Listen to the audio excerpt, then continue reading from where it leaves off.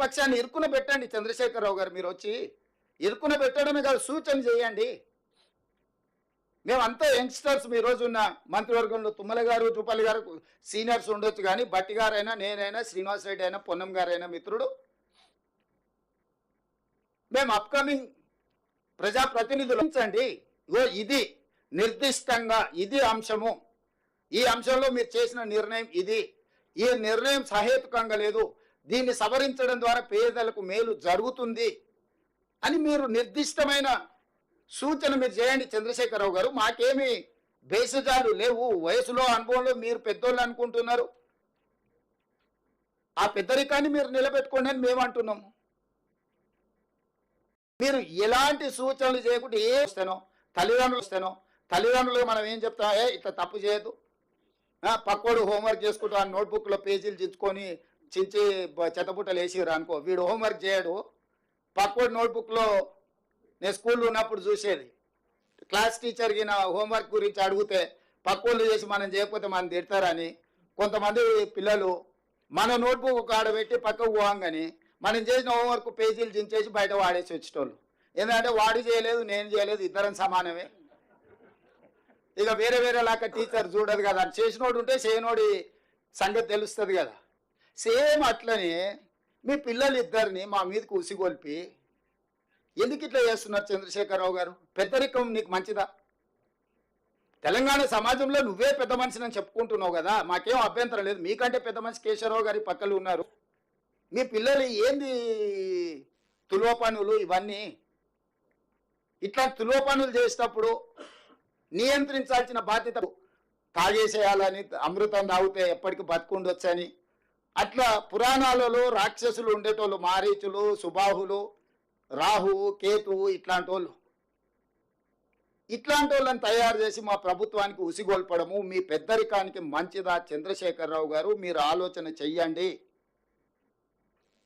మేము మిమ్మల్ని ఏం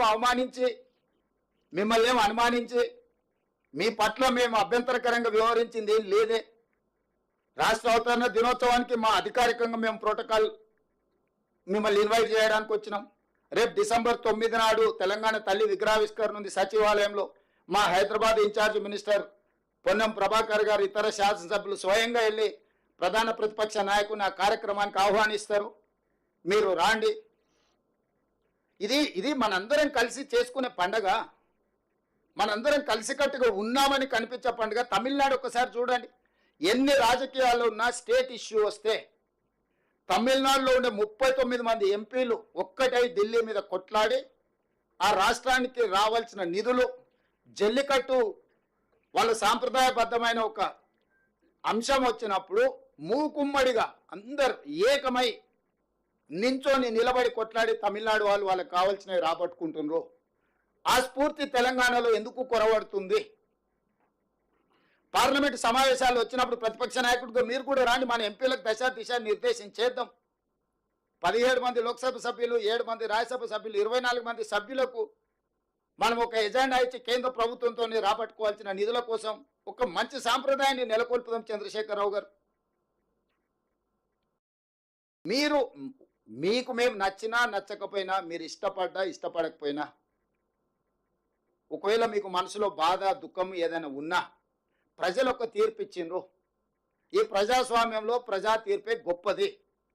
నిజాం మాత్రం ఇష్టపడి రాజ్యాన్ని భారత ప్రభుత్వానికి పండిత్ జవహర్లాల్ నెహ్రూ, వల్లభాయ్ పటేల్కి అప్పచెప్పిండా? నిజాం ఏమి ఇష్టపడలేదు కదా.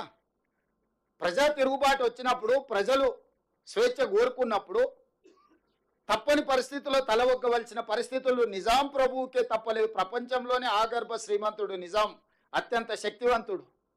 అలాంటి నిజామే ప్రజా ఉద్యమం వచ్చినప్పుడు, సాయుధ రైతాంగ పోరాటం జరిగినప్పుడు నిజాం ప్రభువు గారే తల వంచి భారత ప్రభుత్వానికి తన రాజ్యాన్ని అప్పగించిన పరిస్థితి మనం కళ్ళతో చూసినాం. అదేం ఎప్పుడో జరిగింది కాదు. అట్లాంటిది తెలంగాణ రాష్ట్రంలో కూడా ప్రజలు ఒక తీర్పు ఇచ్చిండ్రు. ఆ తీర్పును మీరు గౌరవించాలి కదా.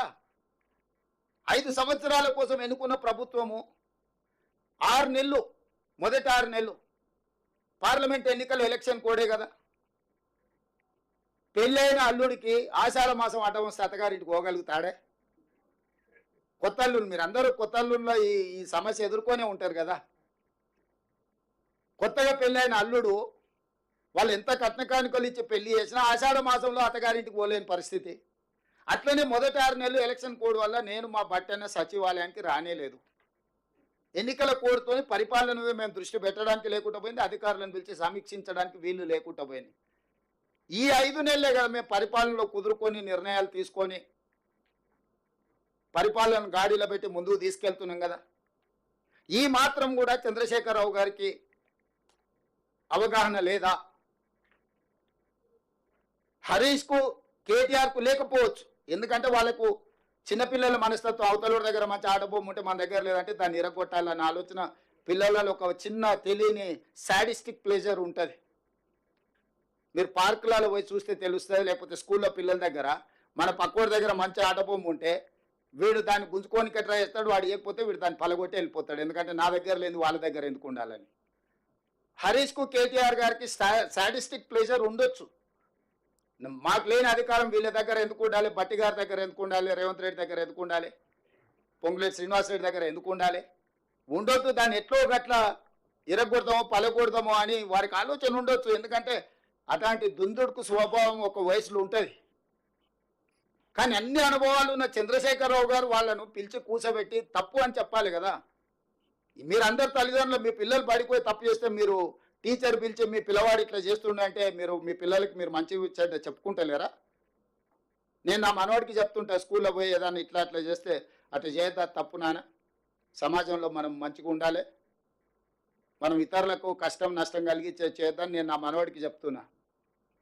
మీరు మీ పిల్లలకి చెప్పాలి కదా చంద్రశేఖరరావు గారు అని నేను అడుగుతున్నా. ఎటమటంగా వ్యవహరిస్తే ఇది వారికి క్షేమం కాదు, రాష్ట్రానికి కూడా మంచిది కాదు. ఎటమటంగా వ్యవహరించినప్పుడు చట్టం తన పని తాను చేసుకుంటూ పోతుంది. ఎవరు చట్టానికి అతీతులు గారు? డాక్టర్ బాబాసాహెబ్ అంబేద్కర్